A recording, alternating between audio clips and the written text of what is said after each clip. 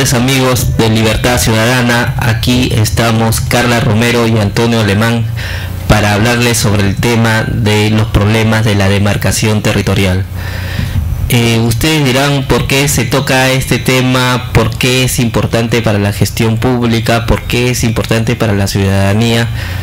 Sí lo es importante, en principio, porque el 60 o 70% del territorio nacional, de lo que es los límites tanto regionales, provinciales, departamentales y distritales, o falta definir.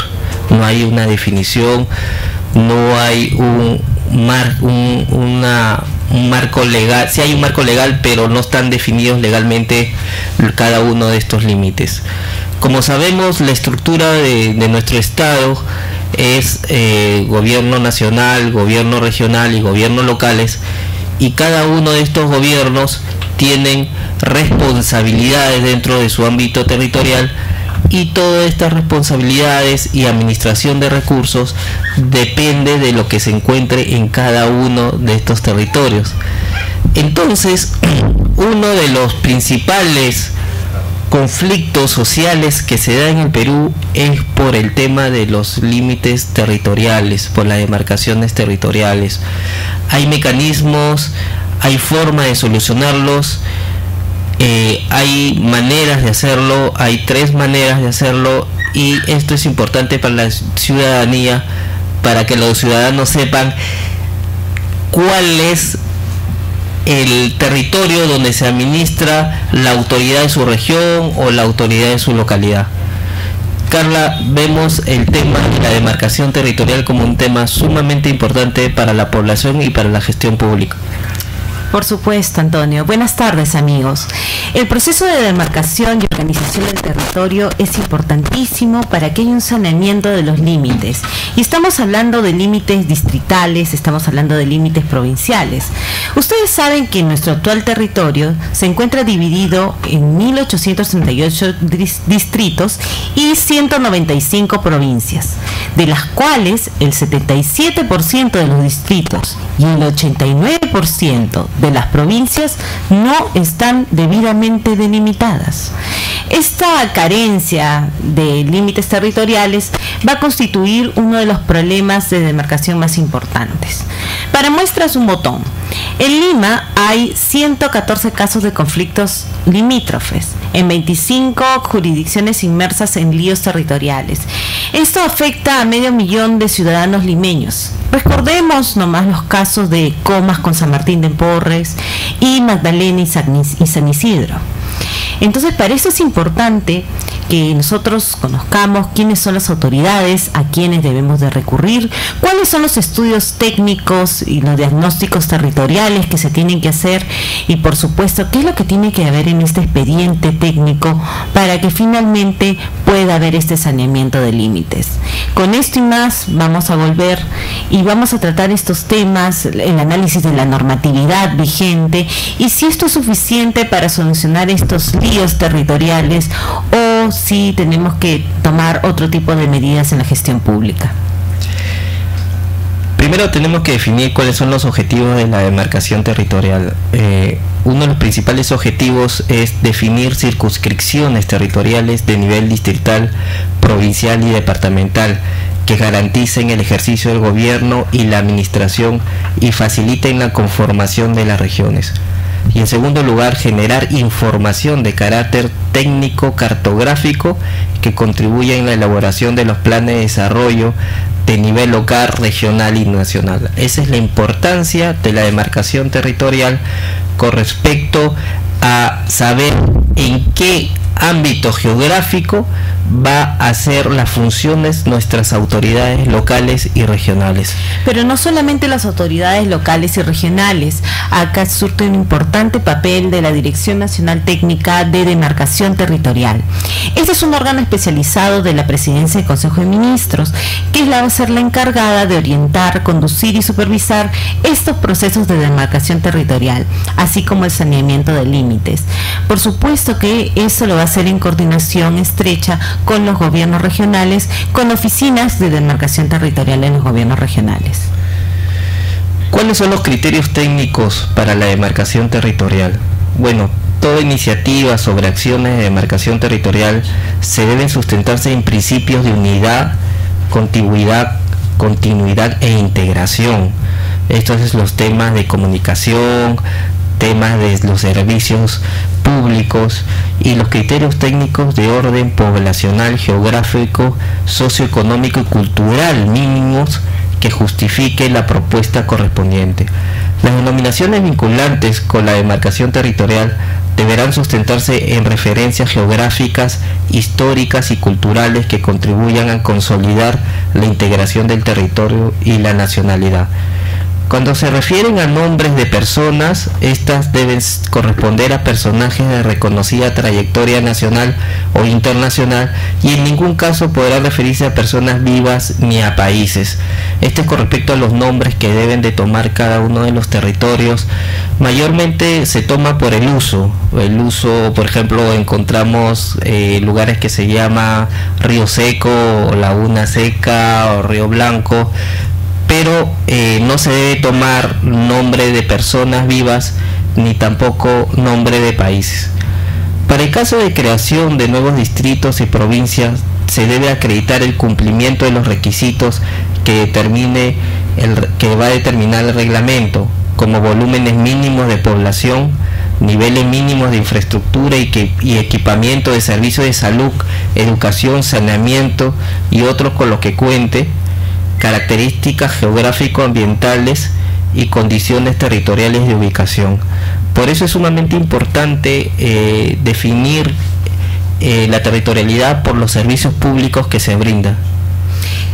Por supuesto, porque ¿cuáles pueden ser estas consecuencias de un territorio que no está delimitado? Puede haber conflictos de pertenencia en la jurisdicción, las personas realmente no saben a dónde acudir, a qué municipio acudir, quién les va a cobrar los tributos, a veces puede haber duplicidad de esos tributos que se cobran en la municipalidad, puede haber también una dificultad en la distribución de los recursos por parte del Estado, se puede restringir, y esto es importante, los procesos de titulación de tierras agrícolas y de expansión urbana.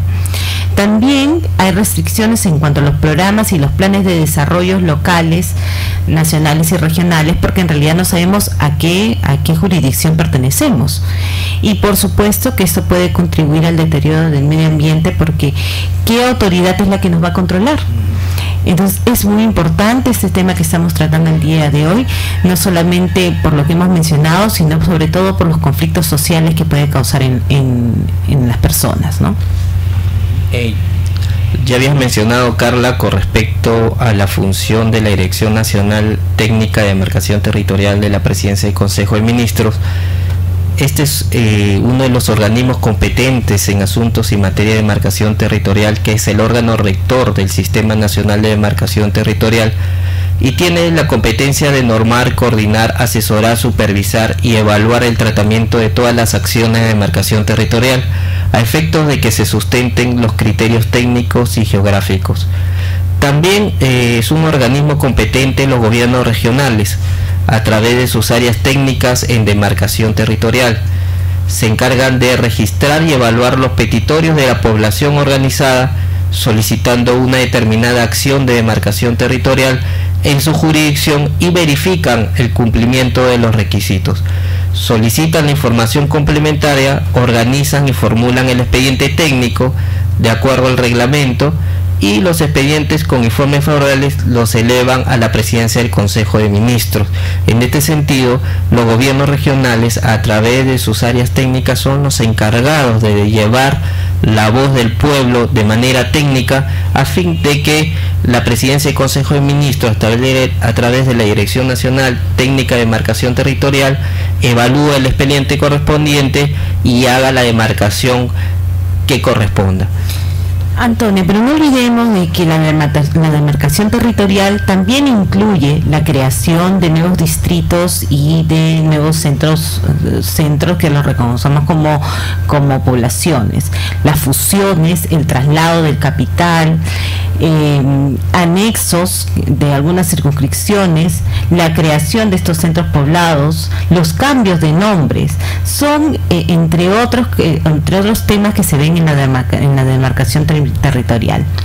Y vamos a ver de que estas creaciones de distritos y de provincias también se forma un expediente técnico y por supuesto van a ser evaluados por esta dirección de la Presidencia del Consejo de Ministros. Así es, los centros poblados también son reconocidos por categorías, no olvidemos, hay categorías de caserío, de pueblo, villa, ciudad y metrópoli, de acuerdo a la norma y a los reglamentos. Esto es importante que sepa la ciudadanía porque este es el inicio de la formación o de la estructura de un futuro distrito o de una futura provincia. Como sabemos, antes del derecho está la sociedad. La sociedad se va ordenando, la sociedad se va estructurando, la sociedad misma va a reconocer sus propias necesidades y van a dar sus propios servicios, y eso va a dar a una necesidad de estructurarse, una necesidad de formarse tanto técnica como legalmente, y eso va a dar lugar a los centros poblados, a las villas, y después se pueden formar distritos, hasta en provincias, conforme vaya creciendo su planeamiento urbanístico y la economía de estos centros poblados van creciendo y van teniendo necesidades de organizarse. Muy bien, muy bien. Entonces, este tema interesantísimo. Ahora, politológicamente hablando, Antonio y Carla, es de esencia política, ¿no?